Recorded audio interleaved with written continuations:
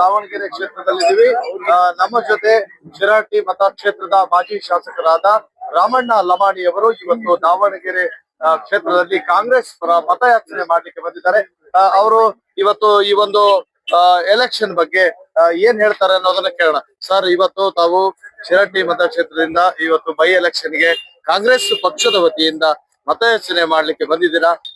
4-5 ದಿವಸ ಆಯ್ತು ನಾವು ಇಲ್ಲಿ ದಾವಣಗೆರೆಯಲ್ಲಿ ಹಳ್ಳಿಯಲ್ಲಿ ಪ್ರಚಾರ. ದಾವಣಗೆರೆ ಇವತ್ತು ಮಾಡಿದೀವಿ, ಮೊನ್ನೆ 2 ದಿವಸ ಹಳ್ಳಿಯಲ್ಲಿ ನಾವು ಪ್ರಚಾರಕ್ಕೆ ಹೋಗಿದ್ವಿ ಸಮರ್ಥರ ಪರವಾಗಿ.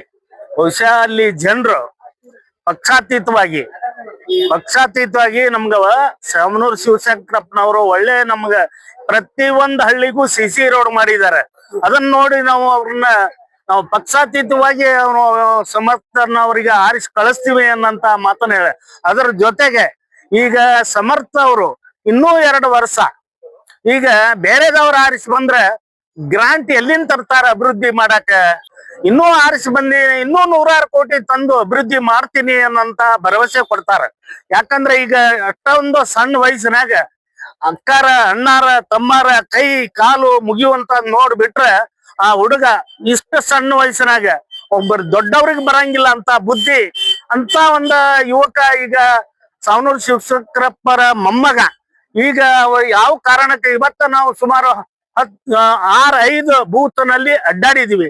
ಹೊಸ ಒಂದು ಬೂತ್ನ್ಯಾಗು ನಮ್ಮ ವಾರ್ಡ್ನ್ಯಾಗ ಇಂಥ ಕೆಲಸ ಆಗಿಲ್ಲ, ನಮ್ಮ ವಾರ್ಡ್ನ್ಯಾಗ ಇಂಥ ಕೆಲಸ ಒಬ್ರು ಹೇಳಿಲ್ಲ. ಅದನ್ನ ನಾನು ಗಡ್ಡದ್ದೇವ್ರ ಮಟ್ಟ ಅದನ್ನ ಮಾತಾಡಿದ್ವಿ.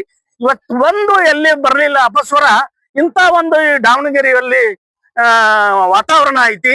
ಆ ರೀತಿ ಒಳಗ ನಾನೇನಂದೆ, ಸಮರ್ಥ ಬಹುಶಃ ಒಂದು 25,000 ಅಂತರದಿಂದ ಆರಿಸಿ ಬರ್ಲಿಕ್ಕೆ ಯಾವುದೇ ಸಂದೇಶ ಇಲ್ಲ ಅನ್ನಂತ ಮಾತನ್ನು ಕೂಡ ನಾವು ಗಡ್ಡದ್ದೇವ್ರ ಮಠ ನಾನು ಕೂಡ ಮಾತಾಡಿದೀವಿ.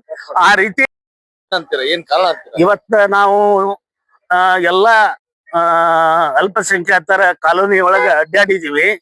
ಇವತ್ತು ಅವರು ಈಗಾಗಲೇ ಬಂದಿದ್ದಾರೆ.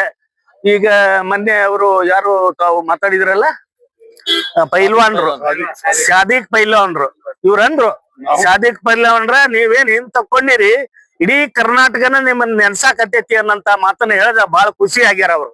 ಹೀಗಾಗಿ ದಾವಣಗೆರೆ ಯಾವುದೇ ಕಾರಣಕ್ಕ ಸಮರ್ಥ ಆರಿಸಿ ಬರೋ ಒಳಗೆ ಯಾವುದೇ ಸಂದೇಶ ಇಲ್ಲ.